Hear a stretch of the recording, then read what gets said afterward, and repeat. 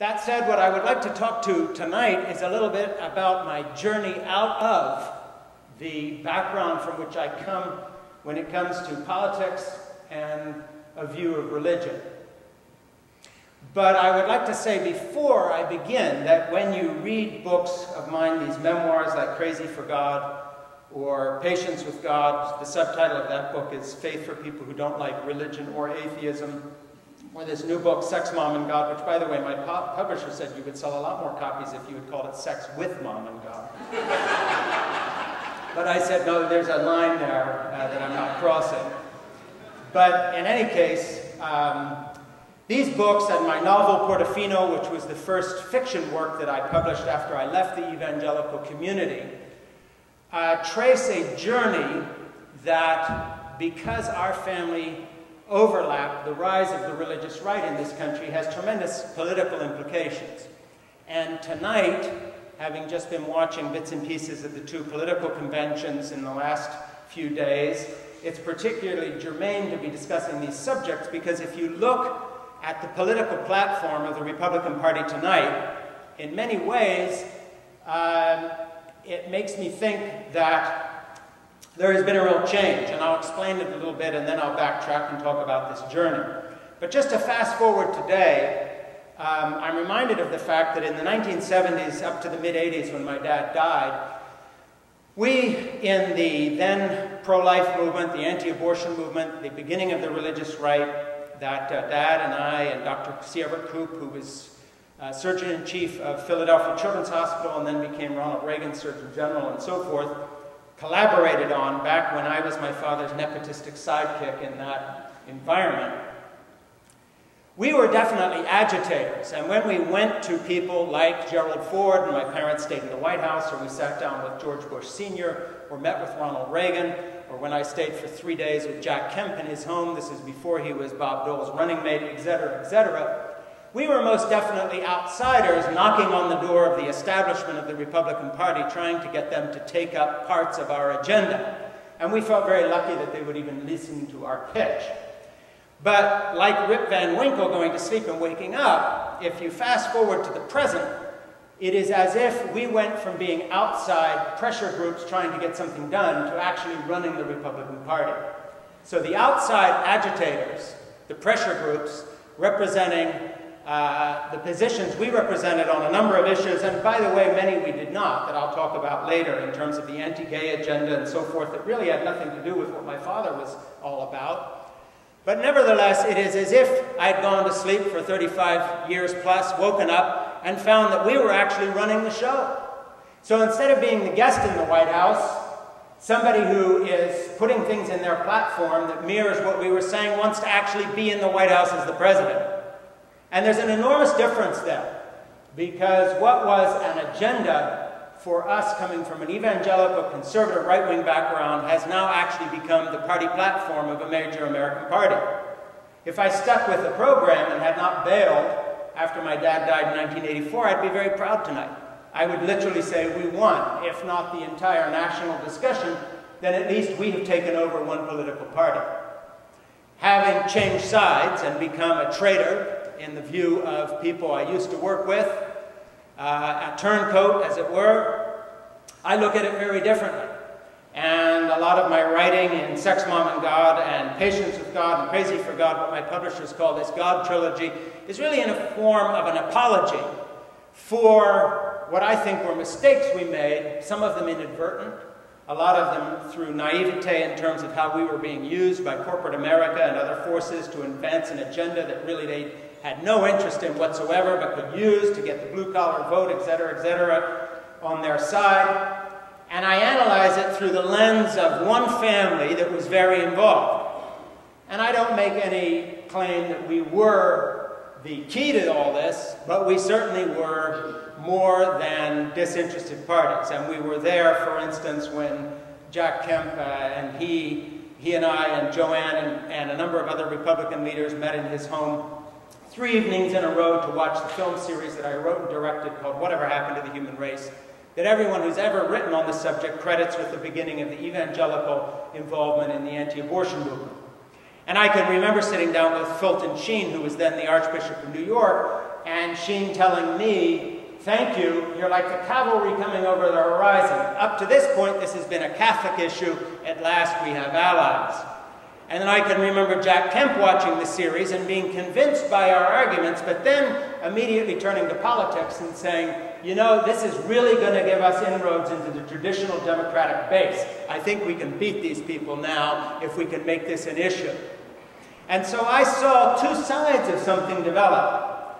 Sincere belief, mistaken or otherwise, but nevertheless sincere, immediately picked up by political interest and used in a way that had nothing to do with interest in the issue itself and everything to do with winning elections.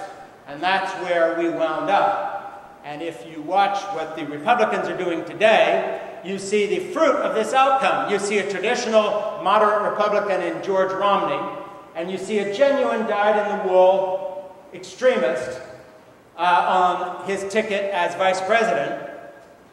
And between those two, you've got all the bases covered. You have someone who believes in the agenda we were pushing back in the 70s and 80s, and someone who pretends he believes in that agenda in order to get the votes of the sincere people who are on that side of the fence. And that's what the party became, with a little help from people like Jerry Falwell, myself, Pat Robertson, Dr. Dobson, my father, Sierra Coop, and others. The interesting thing is that if you had Francis Schaeffer sitting here tonight, you would find that he was very much in the position of my brother-in-law, Udo Middleman, who stayed with Labrie, is an evangelical Christian, certainly not in my camp on many, many issues, but who just last week emailed me something he wanted distributed as widely as possible, where he was denouncing Dinesh D'Souza for his anti-Obama film full of lies and propaganda, saying that this does not represent either conservatism or Christianity. And so what you see is that the movement of which we were a part in the 70s and 80s took on a life of itself, wherein, for instance, 10 years ago, Jack Kemp called me after I had written an article talking about why I left the religious right, saying, "Thank you for writing that. These people are going to destroy our party." And Jack never changed his politics. But a couple of weeks ago, I wrote a piece for the Huffington Post talking about the fact that when they said that Ryan was like Jack Kemp, they really are saying something that's not true. Because Jack, for instance, whether you agree with his supply-side economics or not, he believed that that would actually raise income to the federal treasury and allow the government to have more programs, take care of more people. Jack, when he was Secretary of Housing and Urban Development, was very much on the side of the poor. Believed that trickle-down economics would increase the tax base and help him help more people. Jack was for basically an open border immigration policy of tolerance that today you would say was far left. In fact, today Jack would be primaried by a Tea Party candidate and run out of the party. And so would most of the Republicans I knew, like Gerald Ford, who was a good enough friend so my mother would stop by the White House and swim laps in the Ford's pool. I remember being with her one time, and some very dubious guards at the front gate who don't like people just wandering up and knocking on the door without an appointment, called up looking, you know, like the next step was he was going to arrest this crazy lady. And she said, well, I'd like to go in and just what are you here for? Well, I just want to take a couple laps in the pool. So he called, and after numerous back and forth, a couple of security people marched down the driveway to the gate. It's a pretty long walk. Walked my mother in to swim her laps in the pool, because Betty said, of course, Edith, come on in. Well, at that very time, my little daughter was being babysat by the Ford's adult child, and their son-in-law was studying with my father in Labrie. So close connection with the Republican establishment in our family hardly covers it. There were points where we were genuinely close family friends. It wasn't just power politics. And I can honestly tell you today, take it or leave it or not, discount it as propaganda, that not one of the conservative Republicans we knew back in the day could now run and win on a Republican ticket. They would be primaried by the Tea Party. They would be run out of town because they don't have 100% orthodoxy. For instance, Betty Ford was pro-choice, as is Barbara Bush, both of whom I talked to about the issue, trying to convince them to change to our point of view back in the day, when Barbara visited our home in Switzerland 3 times. And I still have a folder of personal notes from her and Bush Sr. in my home, kind notes, especially one I got from George Bush Sr. when my son was in the Marine Corps fighting in Afghanistan. And he was writing to me as a family friend, wishing him well. And I can promise you that if you use the term Republican or conservative as a wide brush to cover the Republicans we worked with in those days, it doesn't fit.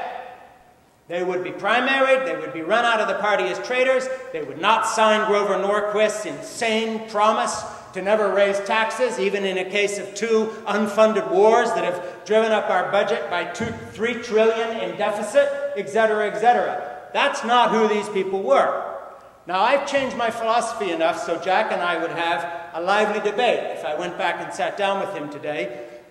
But it would not be an angry debate, and he would not hate me, and I would not be banned from speaking to whatever group he was bringing together. Jack was a gentleman open to discussion, and these people were not fools.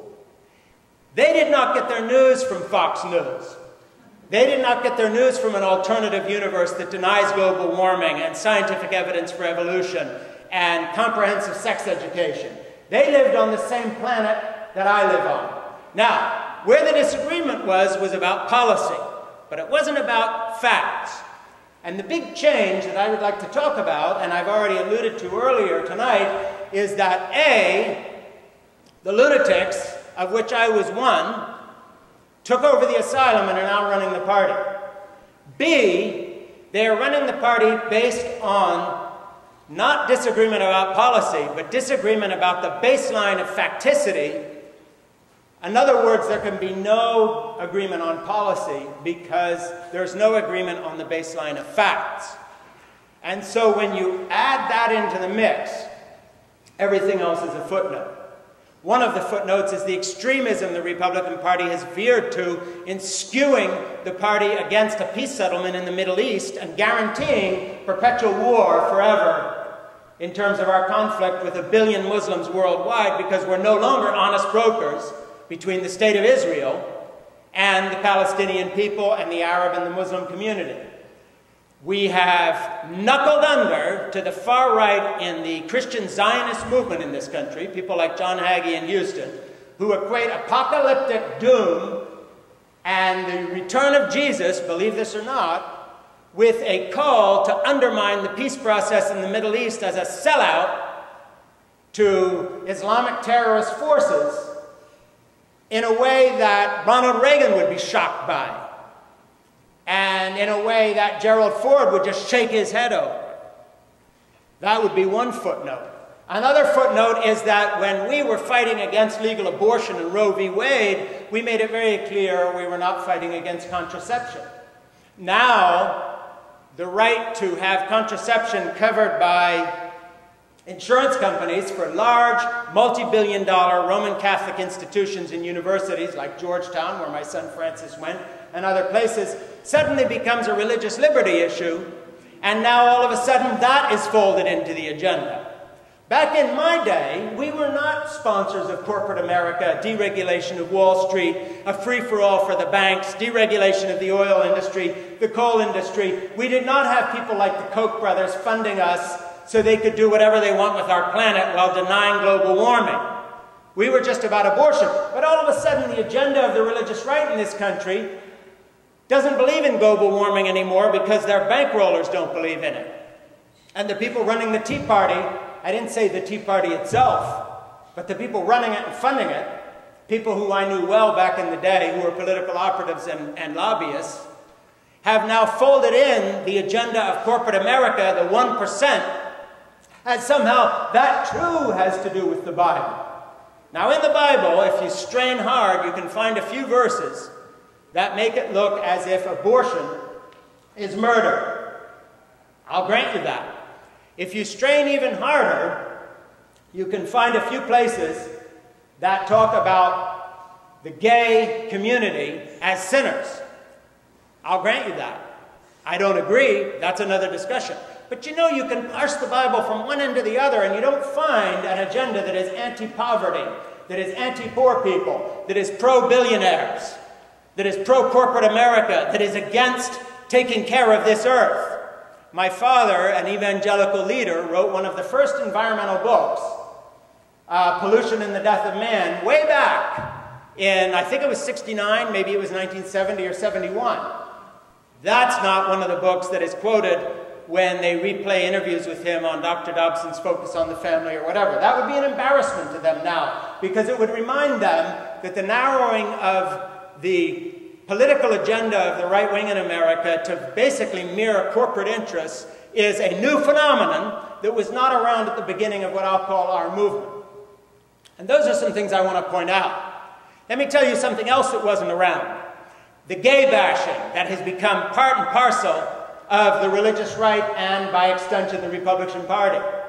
You know, my father was dying of cancer in Rochester, Minnesota, where he rented an apartment because he was there for so many chemotherapy protocols that eventually it was cheaper than staying in the Kaler Hotel. And I remember Anita Bryant, who was one of the early fist-in-your-face anti-gay activists in America, sort of the carbon copy, or that's the wrong way around, anyway, whatever comes from carbon copies, the copy that then later emerged with Sarah Palin. They even have the same hairdo. It's a big gag. But anyway. And she came to lunch with my dad once, and I think it was in the early 80s. I can't get the year straight, but my wife Jeannie was there, and if she was here and you met her, you would believe everything she told you, whether you believe what I'm saying or not. She's a self-evident truth teller. And she was reminding me the other day, she said, remember when Dad threw Anita Bryant out of his house? And I said, yeah, you know, you're right. I wish I had put that in Sex, Mom, and God. I should have started a chapter with that. Man, you know, my brain's getting old. How could I forget that moment?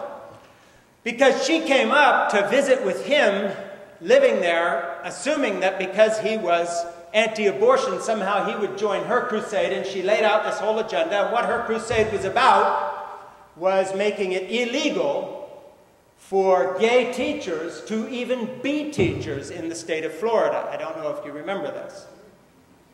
And so she wanted it to become against the law and then make that into a national movement. And she figured, well, because I've heard this guy on Dobson and little Frankie Schaeffer's running around, this sort of nepotistic sidekick, you know, in the same mold of the North Korean leadership, the son takes over.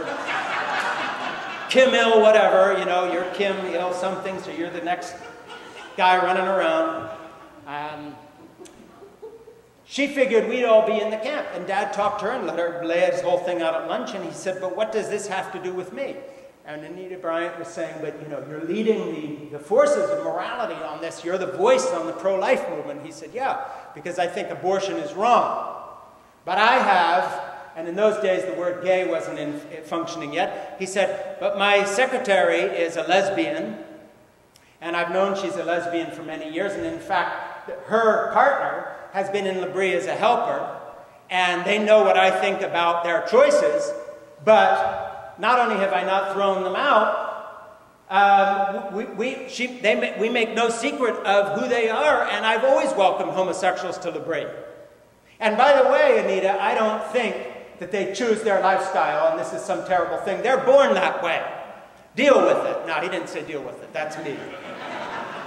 And she got so angry that she gripped the table and her knuckles went white. And Dad said, there's really nothing more to discuss, Anita. And he stood up and walked upstairs. And if you know Francis Schaeffer, for him to turn his back on someone and walk away from a discussion is really unusual. That was not my father. So anybody who thinks that the authors of what has come to be the religious right / the new right-wing extremist Republican Party were the people like Francis Schaeffer, Jack Kemp, Bob Dole, Ronald Reagan, George Bush Sr., and others, some of whom I knew personally, should think again. Their type of politician has been primaried out and has been run against by the Tea Party because they're not pure enough in their views.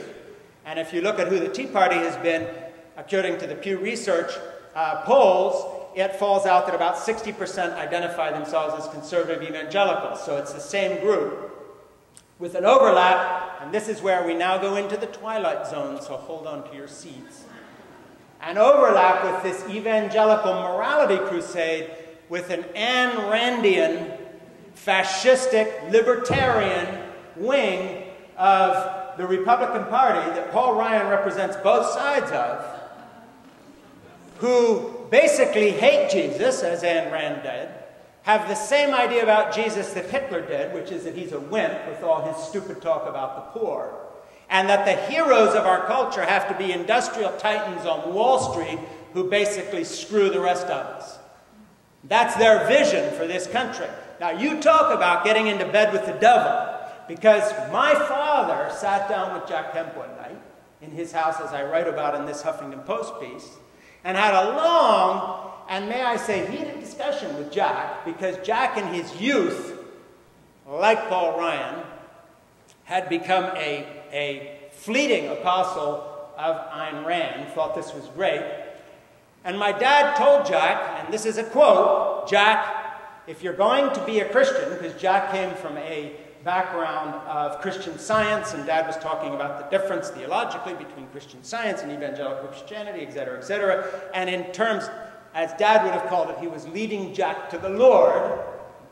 And one of the things he told Jack was, "Jack, you cannot be a fan of Ayn Rand and follow Jesus Christ. There are limits to the size of this tent. And you can't be a Stalinist communist. You can't be a German fascist." And these are the examples he used.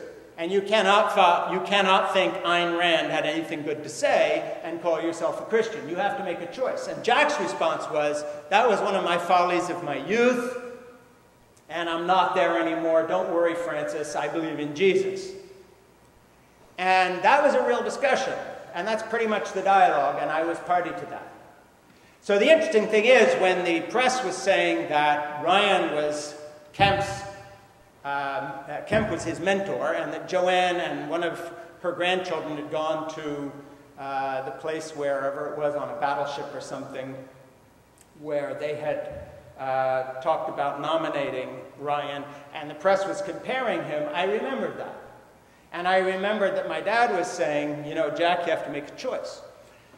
So, back to the Rip Van Winkle analogy, how odd to fast forward to a period of American history where my father is called a father of the religious right, and therefore his side, quote, won in taking over the Republican Party in huge measure, and yet to know that in terms of this dedication to Ayn Randian corporate fascism, in its dedication to the gay bashing crusade, and its dedication to an anti-immigration policy, by the way, ironic for me, having grown up in a home where in the early 1960s, when no one was talking about this, we had a group of African students, not African American, African students from places like Ghana, who were at the University of Bulgaria in Sofia, on scholarships from the communist governments who would bring in African and other students from developing countries to indoctrinate them. And my father said, at a discussion, right out of the blue, I want people to know we have a group of African students coming.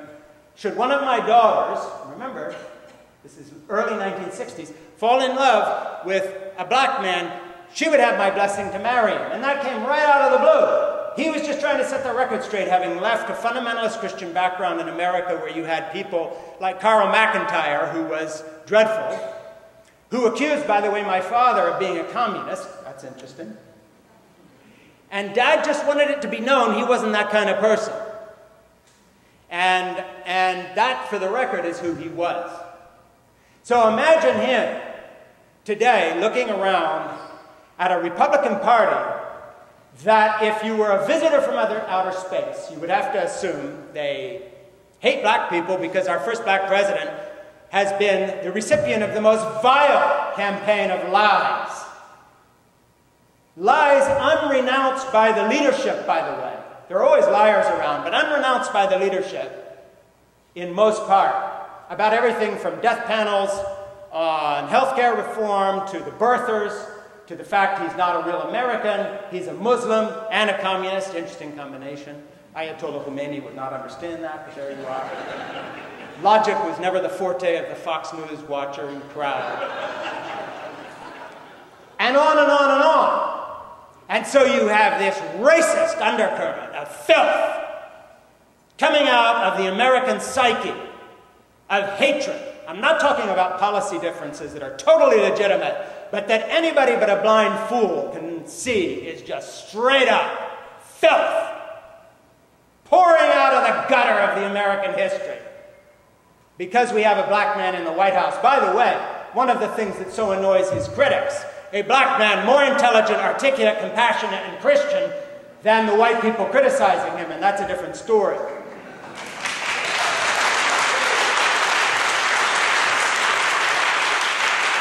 And so the day when Jack Kemp's best friends, not euphemistically, some of my best friends are black, but his fellow football players who he not only showered with, but who would stay in his home at the same time I was there, sleeping in his room or on a couch or whatever, real friends who he went way back with.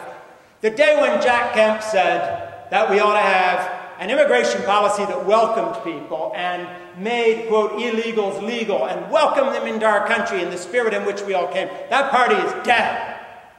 So I just want to tell you that if you think the choice is between voting between Barack Obama and a Republican Party, I would just ask you to define what you mean by Republican Party.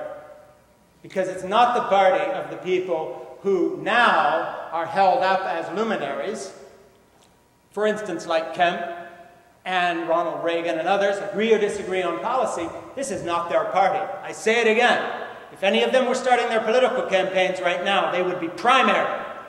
And they would be up against people like Todd Aiken. And they would not shake his hand after a debate. They would not regard him as a Republican. They would regard him as someone standing in the shadow of people like the John Birch Society, and to put it in the words of Ronald Reagan when he was talking to my dad, those other crazies. Well, those other crazies have taken over. And that's the deal tonight. So my history that I talk about in Crazy for God, Sex, Mom, and God, Patience with God, this trilogy of memoirs, the family I talk about in the novels, Portofino and Zermatt and Saving Grandma, which are works of humor about growing up in this fundamentalist family, basically follow our family in these stages. My novels are autobiographical, like all novels are, but they are fiction. But they talk about the days in which we were sincere. My family was just trying to save people for Jesus. And they're very funny because when you're trying to save people for Jesus in Italy on vacation in La Dolce Vita 1960s, there's a little bit of a conflict of cultures when your mother is saying very long graces, as I talk about in Portofino, over the antipasti, and her 11-year-old son is watching the olive oil gradually drip down the plate and soak into the mortadella, and you're just wondering, when will she ever stop? But Mom wasn't actually thanking God, she was praying very loudly in Pidgin English / French Italian to witness to all these lost Roman Catholics and or, why a lot of it was still in English, the Anglicans / Episcopalians who would vacation from Italy every year in our pensione. But I was supposed to have my eyes shut, but I was dodging quick little looks over at the 11-year-old little English girl I always liked, and I saw her going and that was probably the beginning of my exit from this whole world. So you can read about that in my novels, and then you can read the history of our family as we became enmeshed in the ego and the money and the craziness of the religious right. And so just to set the record straight from a couple of emails I've gotten from people who say, well, we know why you're on Rachel Maddow and saying you've changed and so forth. You know, it's just to sell a book. Well, let me tell you something. In the religious big business of the far right, I would sell books by the pallet load that I'm lucky to sell as individual copies today. The big bucks I ever made was in my early 20s when people like Dobson gave away 150,000 copies, that's a lot of books, of A Time for Anger, and the book eventually sold about 1 million copies. That's money. And, you know, if you trade that for writing memoirs, even if Jane Smiley reviews them nicely and this and that happens, that's not the big bucks. The big bucks in this country is in the God business on the right, not on the left. And so, you know, those who have a view, a cynical view of this, are out there. But I want to tell you something as we wind down. I always say in conclusion, then I go on a bit, but at the beginning of the end.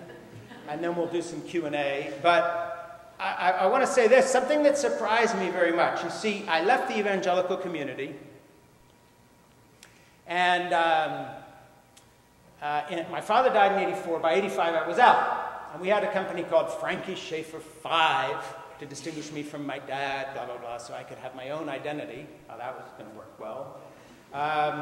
Productions that we made, How Should We Then Live, Whatever Happened to the Human Race. I was on the speaking circuit. My average honorarium was $10,000 to $15,000. For instance, when I was the keynote speaker at the Southern Baptist Convention, spoke to 24,000 pastors. This was the late 1970s, early 80s, a sea of blue polyester double-stitch suits. The fashion was very bad back then. But I got out for a lot of reasons, and you can buy the books. And pay full price. And I'm not talking about some Kindle download. I mean my damn book. But aside from that, when I got out, the first thing I realized is I have no way to earn my living. My wife informed me of that. But she also said, you know, it's better to go broke than have you come off the road so furious with your family, your children, and your wife because you hate what you're doing, because you don't believe in it anymore. And she wasn't saying that I had lost my Christian faith.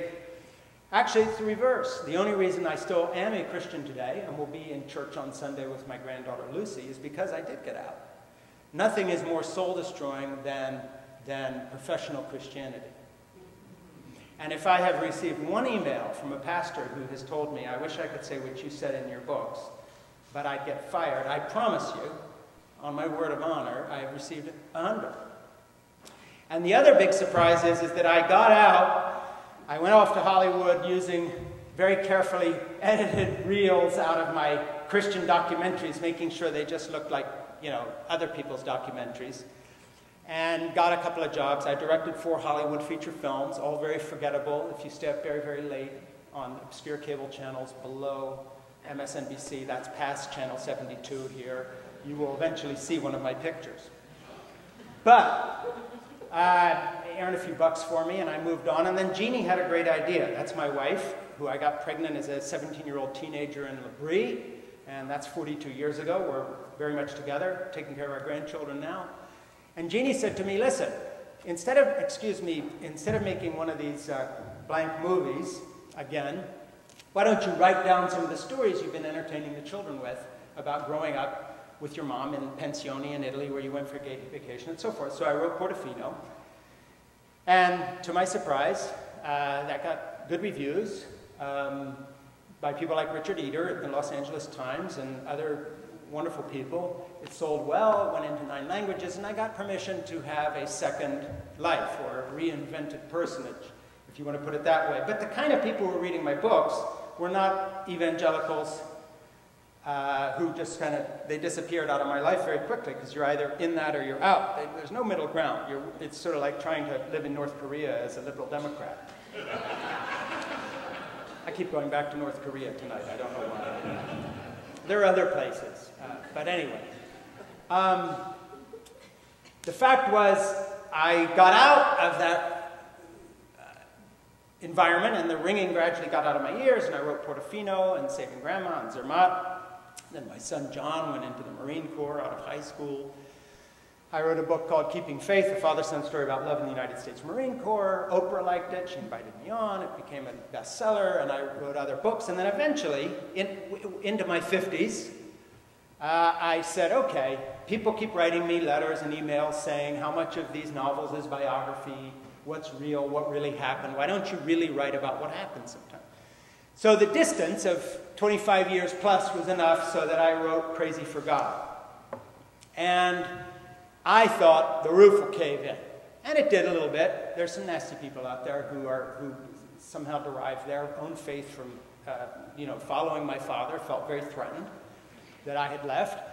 But people like my editor in New York, who had never heard of Francis Schaeffer, because if you get out of the evangelical stream, this may be a shock to people. It's like NASCAR, you know, if you're not interested in cars turning left, turning left, turning left, you just don't know who those drivers are. So, if you're not interested in preachers turning right, turning right, turning right, you don't know who these guys are. So they'd never heard of my dad. It was such a relief to meet ordinary, decent, Jewish atheist editors who didn't worry if the F word is in your book or, you know, whatever, and have never heard of you or your dad, and are just reading it as a book, not looking for secret coded messages of treason against the gospel.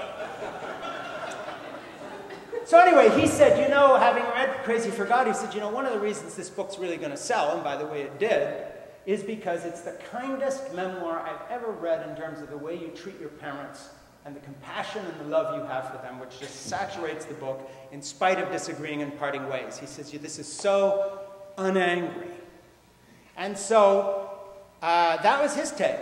And I got a few evangelicals who hated it, but here was the big surprise, and this really is coming to the conclusion.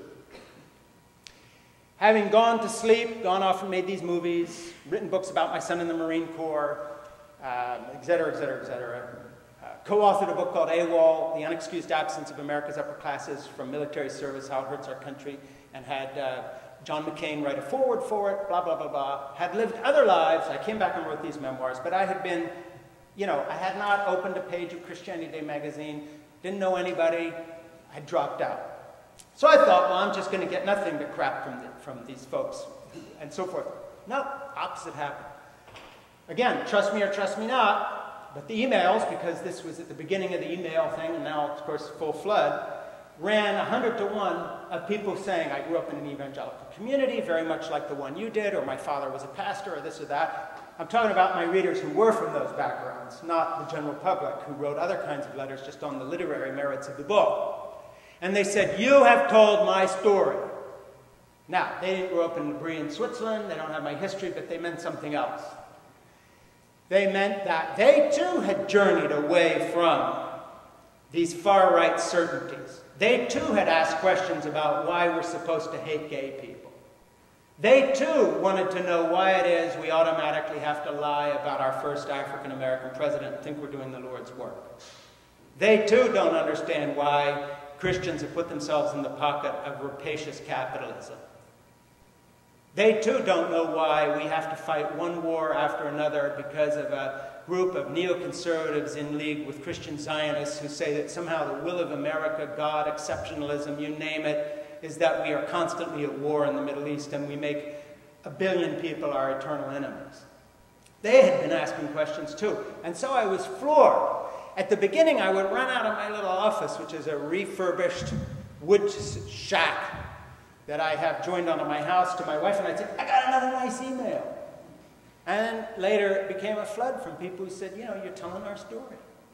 And there were exceptions to that. So people, for instance, my good friend Sil today, and out of concern for me, was saying, you know, there's some people out there who hate you because he's in that same circle, and he probably knows a few of them. But Sil, you got to just say these people can't be your friends anymore. But anyway, it's time to just shake the dust off your shoes. But in any case, Sil was saying, I said, yeah, you know, those folks are out there, but you'd be surprised at the people who have written to me saying, thanks for telling this story. We've moved on too. We've looked for other things.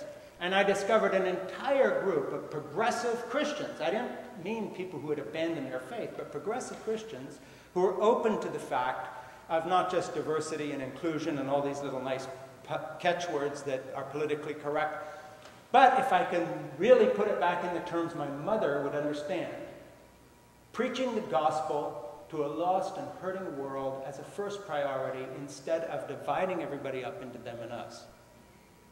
And so in a funny way, my tilt to the, quote, left is actually a return to the gospel I learned at my mother's knee.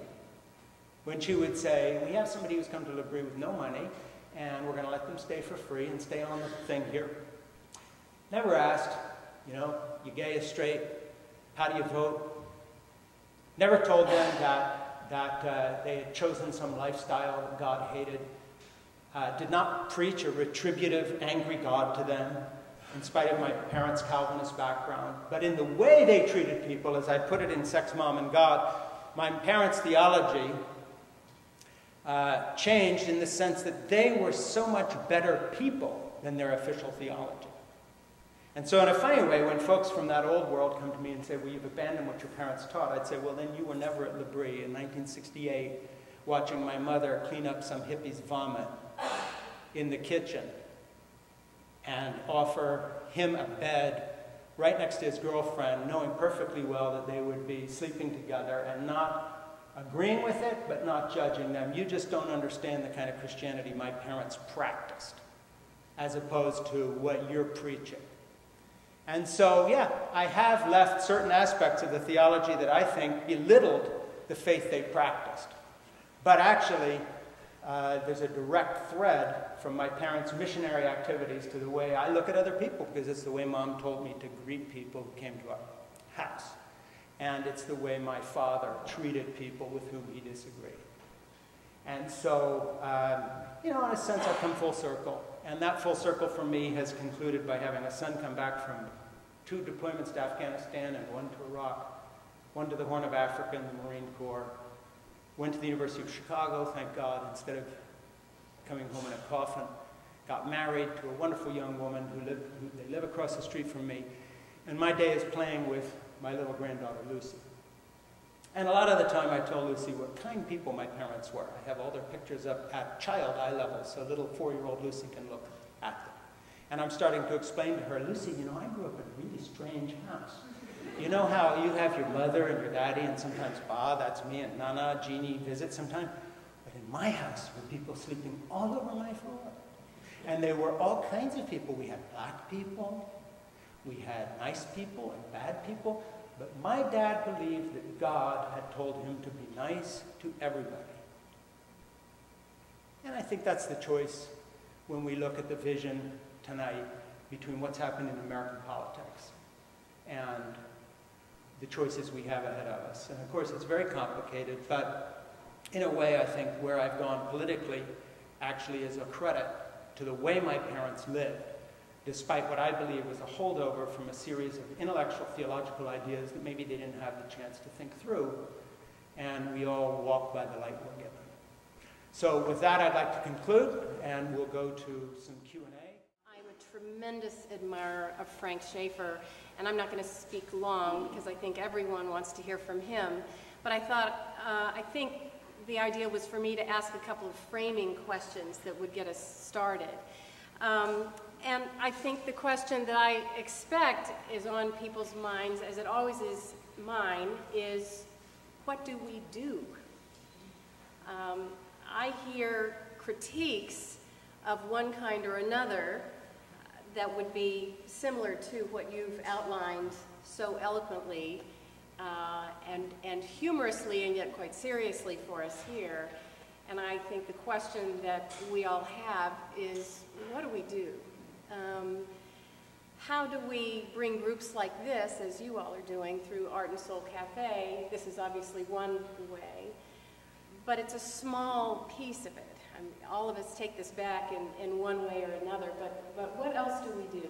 Well, how do we spend our resources, our time, our money, frankly, given the kind of financial dimensions of what you're describing? This is really, in many ways, about money and about the kind of capturing, the cynical capturing, in many ways, of religious ideals by corporate interests and other moneyed interests. What do we do about that? And there's just one piece of what you had to say, Frank, that I did want to take up and ask you a little bit more about. So I am completely with you in pretty much everything that you say here, and the critiques that you have of the leadership, these takeovers, and all of that. Where I do wonder, though, is about the people on the ground. And at one point you used the phrase, the Fox News watching crowd. And I know exactly what you mean in one way, and yet like you, and like I'm sure many others, these folks are part of my family. I have my cousins who post things on Facebook, right? Yes, I hear others do too. Liking Paul Ryan and inviting me to like this or that thing, or posting these things they get from Fox News. These are people that I love. These are people that I know the ways that they are raising their children. I know the ways that they practice kindness for others, and yet they post hateful things. And this is my question always, is what do I do? I could unfriend them so I don't have to look at that stuff. But there would be family reunions, there's all kinds of things. So I think, and many of us come from families who are mixed. mixed, and we're trying to think about that. Our communities are mixed.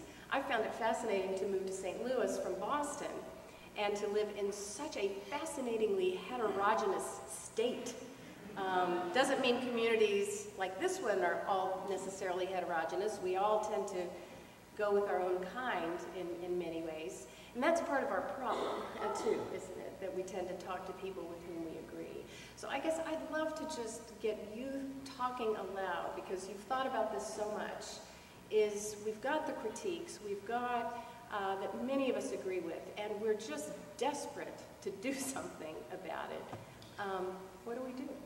Well, obviously, if I had the answer what to do, I would be, running for some high office and just fix everything. But I don't have the answer, but I have a few thoughts, and so I'll take these in no particular order. But we're sitting in a church tonight. It's not the church's event, but they've kindly opened this space, and there is obviously a religious overtone to what I'm saying. I'm a Christian, and I come from a Christian background, so I'm going to mix in some spiritual thoughts as well, and some political ones. First of all, to the Fox News comment, I think that's a cheap shot in a way, and it comes from the fact that in part of my life I'm a blogger, and unfortunately the currency I work in is desensitizing on some things. When you're reading through the responses pouring in and the flaming and all whatever it's called when they come after you with the blowtorch, and all this stuff, it kind of gets you into fast things. That's an ill-considered description of the folks you're talking about, many of whom literally are nephews and nieces of mine who probably go with that program just like you. So the first thing is I would actually retract that as a description of people today who are, say, voting Republican. I don't retract what I say about the Tea Party or the far right, but the description of the Republican Party today, I think, at the top is two kinds of people. It's the real, genuine believers in an Ayn Randian view of the world, or the real, genuine believers in a far religious right view of the world, or a combination thereof, who actually buy the program, and that would be Paul Ryan. Then you have people who are like moderate Republicans, but don't have the backbone of someone like a Jack Kemp, and that would be Mitt Romney, who basically has to pretend to be one of the blood-in-your-eye people, fist in your face, to get the vote, and doesn't have the principle to bail and just say, I can't run for a party run by people like this, whatever he believes. Now, it's a generalization, but that's the two camps. People who are pretending to be part of the camp to get on with still being a power within the party, and people who really belong to that camp. And of course, it winds up in the same place, because they both either facilitate this extremism or they are extremists. In reaction to them, we say, what can we do? We can vote for Democratic candidates and kick their butts to kingdom come.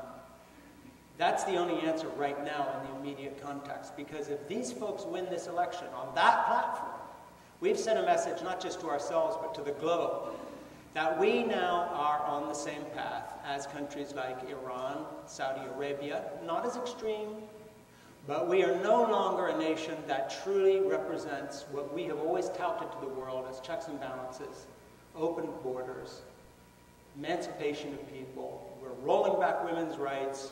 We're doing things that are not as extreme, but they're on the same general page of the people who, ironically, my son was getting shot at by when he was fighting the Taliban and others, who have essentially a more extreme version of how they carry it out, but an essentially similar view to the, quote, place of women, for instance, that some of the extremists in the far-right Republican Party now have.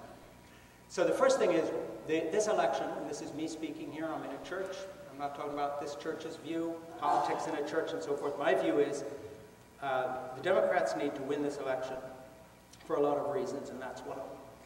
But I would flip it, and we're talking about what do we do to reach out to the people that I called the Fox News viewer, who are like a couple of my nieces and nephews, family you have, and so forth. Now, this may surprise some of you, but I think these people have to be re-evangelized with the gospel of Jesus Christ. And we have to tell them, look, we have to bring them the message that my father brought Jack Kemp. Jack, you have to choose between Ayn Rand and Jesus. You cannot serve We have to tell them you cannot serve Jesus and become the Pharisee. You cannot serve Jesus and take the side of the person who goes to the temple and then holds his hands up and says, "Oh God, I thank you, I am not as other men." This is not the side Jesus was on. We have to make, believe it or not, a scriptural, biblical argument for a return to following Jesus rather than just saying we believe in him. And that is the only way to reach that group of people, if they still have some sort of affinity with the gospel message. It's an appeal of conscience. It's to just say, hey, listen, you are like the frog in that experiment where if you turn it up 1 degree an hour, the frog never understands that it's going to be boiled alive and does not jump out of the heat, but sits there if the temperature's turned up slowly. Do you realize what has happened to you? You had a concern about abortion, or you didn't like the feminists back in the 70s, or whatever it may be. Do you understand where you have traveled now? Do you know what this platform represents? Do you really believe in the rape of the earth? Do you really think there's no such thing as global warming? Do you really think that Jesus was on the side of the Pharisees against the woman taken in sin? Do you really think that it switched and flipped? And we have to make the appeal literally based on the language and the conscience of the American gospel in much the same way that the abolitionists, like Frederick Douglass and the other heroes of American history, made the appeal for the abolition of slavery, or women's rights, or child labor laws, often on the basis of what I'll just have to call a Protestant evangelical ethic. And so I think that argument needs to be made to that group of people seriously and with no smart-ass comments like I made about Fox News watchers, and no nasty blogs, but really say, listen, if you want to follow Jesus Christ, do you really want his name dragged through the mud as the party of hate and division?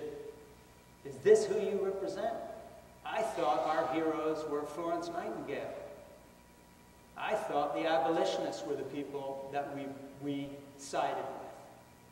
I thought it was the Quakers who fought for the Underground Railroad. I thought part of the Christian tradition was this. Don't you see what you have become? So I think that there's two sides to this. There's a hard-nosed political reality, which in my view says that we have to win elections.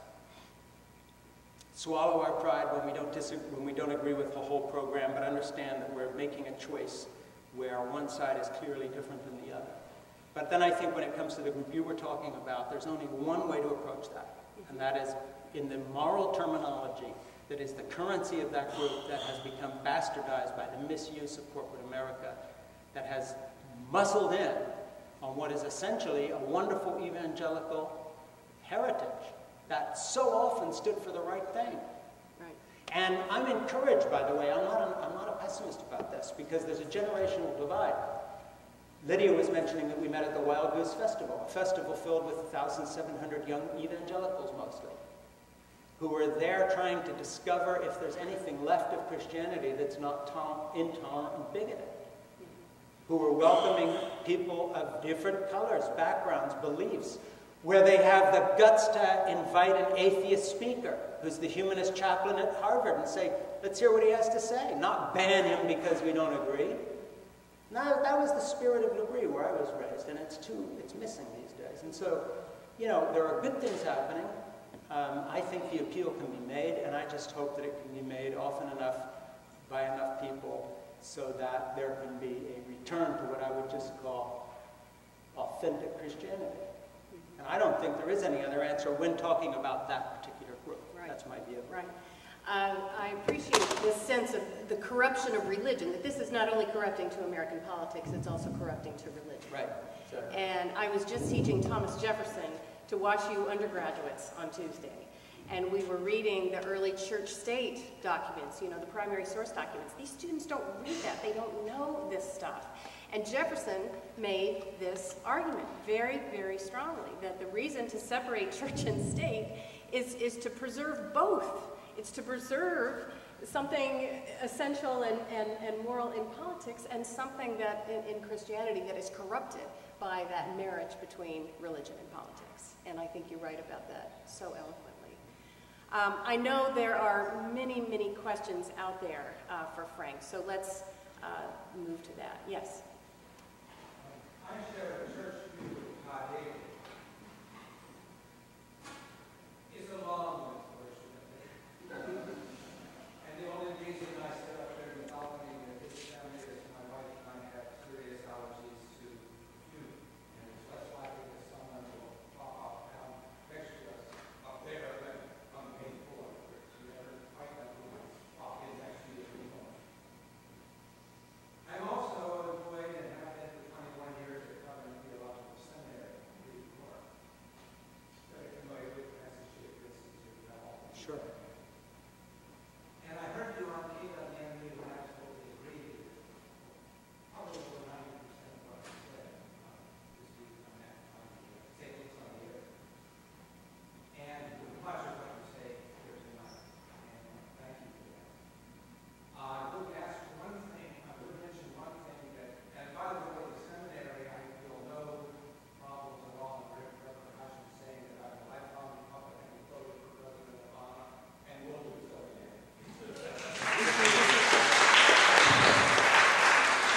As a church, I dare not go to the wrong sticker. So on the other hand, the church is by no means in lockstep. It's outdated, of course. But anyway, one of the things that started my own move where I am is rail passenger service. And our 70 to 80% of Americans are supportive of rail passenger service. And they realize that the taxpayers pay 72,000 FAA employees for that aviation, not to mention the building, maintaining the facility. They pay every member of the Army Corps of Engineers, maintaining all the locks and damping ports and trucking and levees and all that whole industry. But the Republicans in their platform oppose rail passenger service. And pointing this out to some of these relatives and friends that are on Facebook and so on, what is it to them? Because they do too. They're with me on it. And so I just thought of that as another means of something that you can kind of use to get people To think about. That's a good point. I'm going to briefly repeat it. First of all, thank you for your kind comments and your association with Covenant College. I mean, seminary. College used to be there before it went to Chattanooga back when I was 12 or something. It's very pleasant to meet you here. What's your name, by the way? Jim, thank you. I really thank you. That's very kind of you to say what you're saying. By the way, Professor Calhoun's my aunt, who cared for these sons, who befriended you as a small child. Yeah. Well, give her my love. And I appreciate the comments. It's funny that you mentioned that because I actually have a little quip in Sex, Mom, and God using that example about Amtrak. Certain parts of anti-government have bled into the discussion to the point where anything government does is bad because we've now demonized just even the idea of public space. You know, I come from Europe. My nephew, Jandy, John Sandry's son, commutes the same distance every day to work. My son, John, commutes, my former Marine son, John, commutes to work in Boston. It takes my son, John, on our train, an hour and 12 minutes rattling around to go the same distance my nephew goes in 18 minutes. And Americans just sit there not understanding that our trains ran faster in the 1890s. Our local train track that used to run through our town was turned into a rail trail. That's now a bike path. And, you know, this is supposed to be a first world country. I think one of the problems we have in America that has nothing to do with Republican or Democrat is just our isolation from the rest of the world. You know, the Chinese have built a high-speed rail system in the amount of time that we have been discussing one rail link in California. And they've put a system in joining their entire infrastructure into one grid. You know, so I think one of the things here is people have given up on the idea of public space as somehow un-American. And yet, you know, I don't need to tell you this, but if you look at the Renaissance, you know, the reason we remember the Medici fondly is because they didn't spend all their money on themselves. They put it into the public spaces of Florence, where Republicans as well as Democrats go as tourists and say, gee, this is nice. And the closest we can come to it is imitations of Italy in Las Vegas, made out of sheetrock and all kinds of crap. So, you know, we're in a position of becoming a kind of pathetic also, Rand, because if you don't have government investment in research and you don't have government investment in infrastructure, you cannot be a nation. And so the funny thing is I come from Switzerland, which is the heartbeat of the capitalist universe. You know, it's exactly what all these people think. They have high-speed rail, everybody has to have health insurance, nobody's left out. You know, they have all these terrible, dangerous, communist, socialist things. They have absolute freedom in all the areas we care about, and they have an infrastructure that runs because they don't have a group of people who, because of issues like the abortion issue, decided, ergo, everything the government does is bad, so we'll demonize the actual function of government.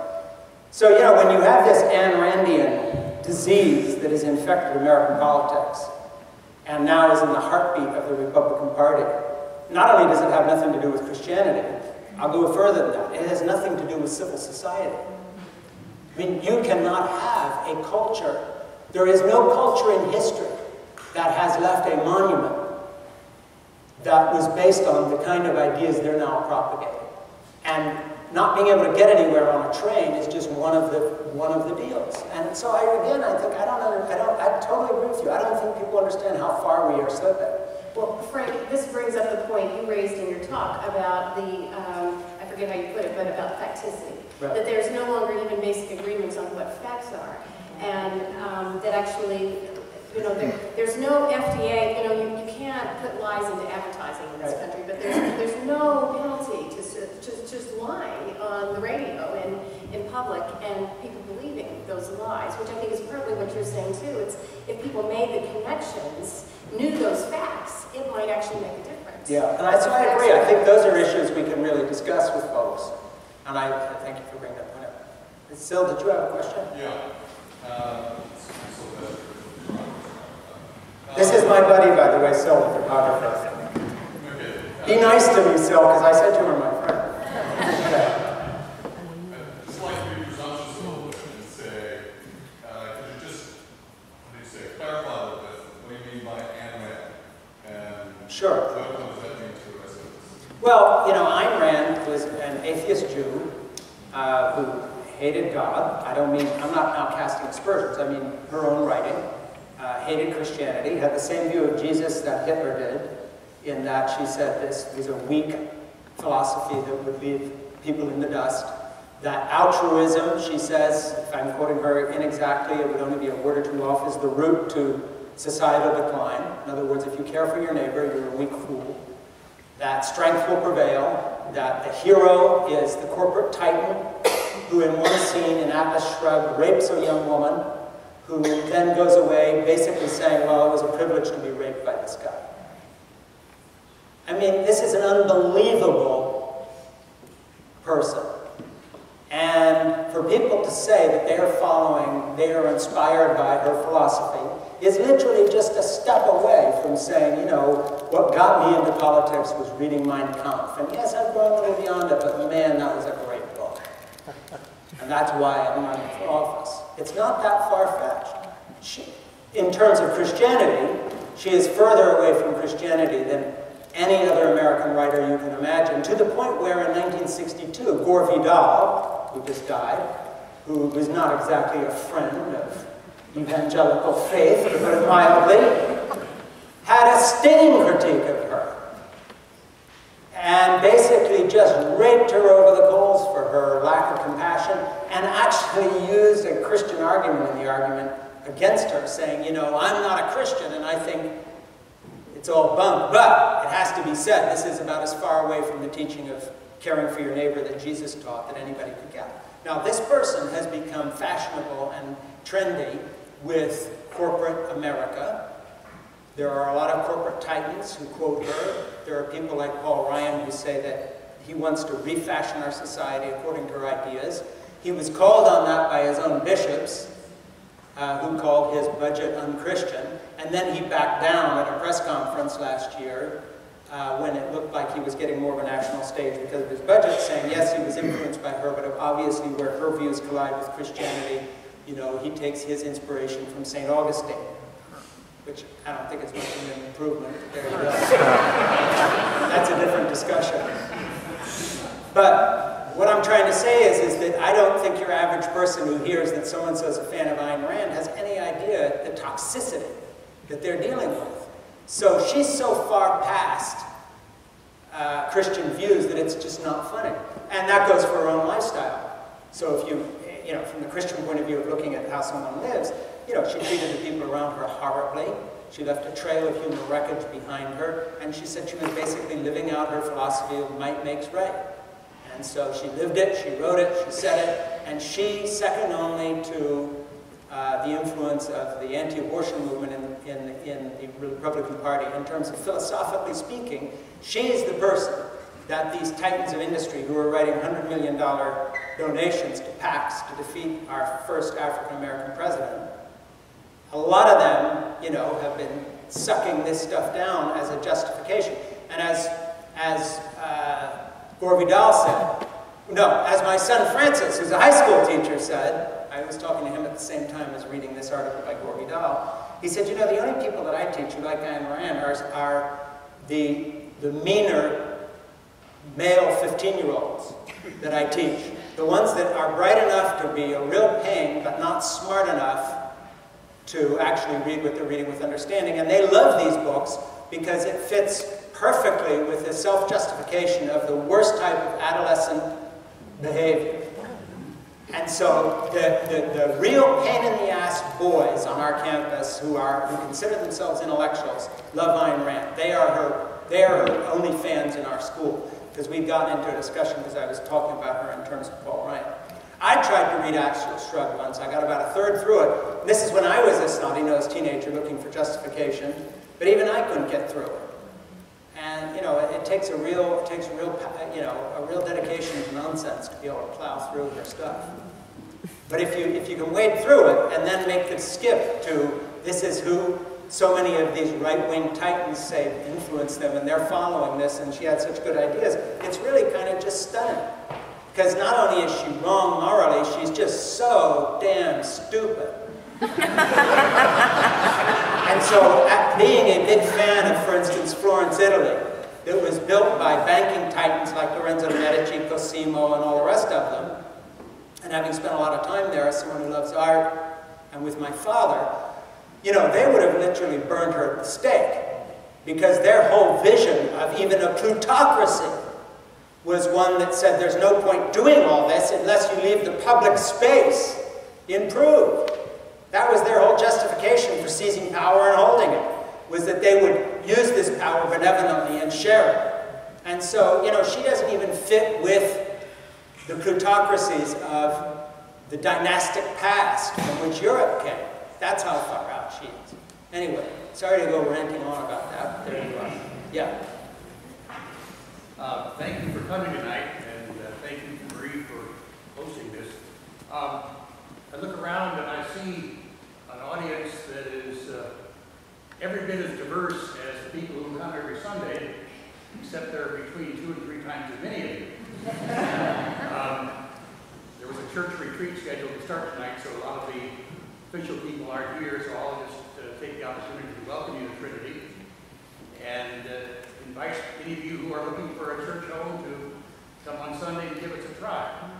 I'm sure that you're preaching to the choir tonight, but this is a church, perhaps it's telling, our church administrator has a bumper sticker, one of many on a Prius, that says, member of the religious left. See, I would put a bumper sticker like that on my car, including an Obama sticker, but my neighbor down the street in Salisbury, Massachusetts, flew his American flag upside down the day after Obama was elected. And by the way, he's a very nice guy. We're good friends. I always stop in his yard. He builds beautiful welded sculptures and puts them on his thing. But you know, those are the temper of our times. Which, by the way, did not suit my Marine son very well. who said he's just lucky I live here and have to pass him in the street because, you know, this is a kid who was flying flags on outposts in Afghanistan while getting shot at. He doesn't take kindly to people who fly flags upside down. And, you know, he's of the left, but that's a whole different order of disloyalty as far as he's concerned, which is neither here nor there, but I don't know how I got into that, but there you go. But Frank, the model of your parents was to bring those people in, right, and have a conversation with them. And I'm not, Yeah. you know, so the question is, how do we do that? I mean, well, we talked about that, but I don't think, I think there's two things. I think if you're talking, I mean, there's degrees here. You know, one degree is that you talk to people about a faith in Jesus Christ who would have vomited if he read Atlas Shrugged. I mean, there is no choice there. If your vision of America is an America run by a corporate oligarchy who are paying less taxes than their secretaries and who are so merciless as to be cutting back the programs which are the lifeline for our impoverished people, you're not talking to folks who represent a Christian position. And I just have to believe that there are millions of evangelicals, Roman Catholics and others, of good conscience, who have just, like the frog being gradually boiled as the temperature goes up, who have kept taking on more and more baggage of the propaganda and don't know how to get off the bus here. I just think that's part of the deal. But I also think, and I know this has a hard edge to it, I'm sorry, that there are a group of people, both in the voting groups, but especially the leadership, who are not reformable, to which there is no argument to appeal. And I would never point at an individual and say that, because you never know. I mean, I'm one of them. That did change his mind. So if I can't, it can be done. I mean, in a way, I'm a good advertisement for that. But I would say, looking, for instance, at people who have calculatingly, like the Koch brothers, for instance, trying to buy the presidency for a corporate interest that literally goes no deeper than they want to make more money. That's it. When you're dealing with folks like that, or true believers in Ayn Rand, or people who really believe that Jesus calls them to picket gay weddings and be hateful, you're not dealing with a class of people other than a conversion experience on the St. Paul scale. That can be appealed to. However, I don't think that's most of the folks who are voting for the Republican Party these days. And I think they can be appealed to. I think one of the great shames I didn't get in tonight, but I think I talk about it in the books a little bit, is just in the same way that I don't fault the lunatics who tell lies about Barack Obama, but I do fault the non-lunatic Republican leadership that didn't stand up against it. Similarly, I wonder, where have the evangelical editors of Christianity Today magazine been, for instance? Well, unfortunately, I know where Franklin Graham is, even though last time I saw him we were 9 years old, and I think I punched him, but I'm not sure. Maybe he hit me, I don't know. We were playing on the lawn at our house when Billy used to come up to our Sunday services when he visited Switzerland for vacations. But, you know, where is the evangelical leadership that are not all half-baked, crazed people who actually can read and think and have doctorates in theology and philosophy? Where are the spokesmen? Where's the president of Wheaton College? Where are the large Christian institutions that just say, just for the record, no matter who you vote for, this is not the gospel of Jesus Christ. We are not these people. Who stood up and said, this is not the way you talk about a president. This is not how you lie about someone. That's the thing that I really find shocking. I don't find the crazy, lunatic fringe shocking because, you know, they will always be with us. What I find shocking is the deafening silence. And I have to tell you, I got to be honest with you, and again, I hope this doesn't sound, but I come from a background where I know the inside track of this. One of the reasons these folks don't speak up is the same reason that Romney doesn't tell you what he really thinks. You know, easy question, where does their paycheck come from? And there are plenty of folks out there who know perfectly well what the score is. They also know that they will get ratted out to board members, to people involved with the organization, whatever it is, and that their days will be numbered if they stood up, for instance, and made a really passionate defense of whatever it would be, fill in the blank, and speaking against this craziness. So, you know, when you look at a Republican leadership that, by and large, has not had the courage to speak out honestly about, say, Rush Limbaugh's extraordinary venom and lies, on one hand, and you have an evangelical leadership that has not made a point of trying to distance themselves from this stuff, I think that's discouraging. On the other hand, when you see the generational divide coming up in Christian circles, and you see the number of young evangelical people who are hungry for a compassionate gospel, and I know them because I've spoken in places and I've met people, and I email many, many hundreds of people and have a correspondence with them. I don't think it's all dark, gloomy future. I think there's a great deal of hope in that. In fact, I'd go even further. I would tell Christian leaders, if anybody would listen, I doubt they would listen to me, but I would just say, hey, you know, your lack of courage is unwarranted. You would be surprised how many people would stand up and say, thank God you spoke up. In the same way that there were a lot of decent Americans who were thankful that John McCain, back in his race, called these guys agents of intolerance. And yeah, it cost him, but he told the truth, and there were all kinds of people who stood up and said, hey, you know what, Kemp is, agree or disagree, this is a decent man. My name is Steve. I was in the Catholic seminary for 7 years, got close. Now I'm in a different place. Last week, an influential Catholic cardinal died, and in a posthumous interview, he said the Catholic Church is 200 years behind the times. Right. A couple of decades ago, Bishop Sprong wrote a book called Why Christianity Must Change or Die. And I'm just wondering, do you think that religion, as we all understand it and have grown up understanding it, is in danger of becoming totally irrelevant? I think that's a good question. I think you're talking about the Bishop of Milan in Italy, Yes. who was mourned in a very secular city run by a communist mayor for many years. Several 100,000 people came out to mourn him. Right. So here, and just start with him. I don't know a great deal about him, but I know a little bit about his views. Here was somebody who talked about the issues we've been discussing here tonight, urged the Roman Catholic Church to go there, was in line at one point to perhaps become a pope, and then was sidetracked when the more conservative people came back in again and started their push to go in the direction they're going in now. But had such a, shall we say, empathy for the city of which he was bishop, that the most secular city in Italy, which is Rome, probably as secular, well, even more secular than Paris. I mean, if you took a poll, I would probably say church attendance there would be under 0.5%. Okay, they had basically a state funeral for him where hundreds of thousands of people came out because he had been such a compassionate force for light in the city that the view was, you know, if this is what the Roman Catholic Church was, we would be in church. And we're not there because he doesn't represent Catholicism. He represents something that's been sidetracked. So I think he's a great example of the fact there is a great deal of hope if the conversation can be changed. You know, I'm going to riff a little bit, and now we're into just speculation, and then we'll wrap this up. But my sense very clearly is this. The plague of the Christian community, whether it's Roman Catholic, the Greek Orthodox Church that I go to, the Evangelical Church, et cetera, is that we have two sets of vested interests which are destroying us. One is now political. We want to win political races. Well, that's death for any religious body. Just ask the Saudi Arabian royal family where they're at now.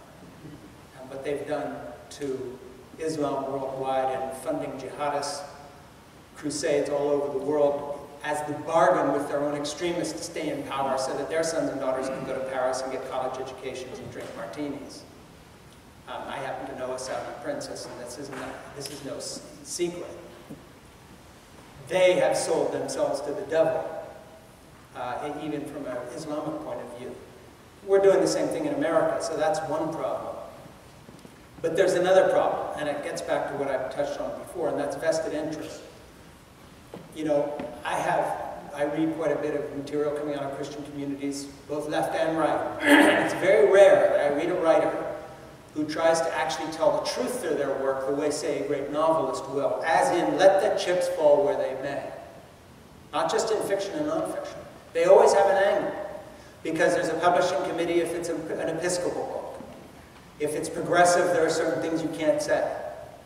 If it's fundamentalist evangelical, then you've got to avoid those pitfalls, whether it's language or doctrine. You cannot honestly express doubt. You can't start a book as an Anglican minister speaking to help somebody and wind up saying on the last page of the book, you know, in the course of writing this book, I've become an atheist. You can't tell the truth about where your head's really at. So we have become so polarized that everybody sees themselves as part of an identifiable group. And I think truth, you know, whether it's theological or intellectual, genuinely has to be an individual expression of genuinely where your head is at then. And the first thing you have to say if you're trying to tell the truth, and I find this as a writer, is that, and that would go for this talk tonight, for instance, or my books, I reserve the right to change my mind. Not only that, I will. So when people tell me, would Francis Schaeffer think thus and so about what you're saying, my answer to them is, which Francis Schaeffer are you talking about? The fundamentalist who went to Europe in 1947, the intellectual who led art tours to Florence and had a gay lesbian couple living in our back room, one of whom was his secretary that he completely tolerated, even though he hadn't changed his theology on how he would interpret certain passages of the Bible, or the person who in the last 7.5 years of his life got recycled back into the fundamentalist movement via the pro-life movement, and suddenly was all over the place talking about biblical inerrancy and all this stuff again that he had never mentioned in the body of his work when he was pursuing intellectual stuff. So who are you talking about? Same would go for me, of course, and I've made an even, I guess, bigger trajectory.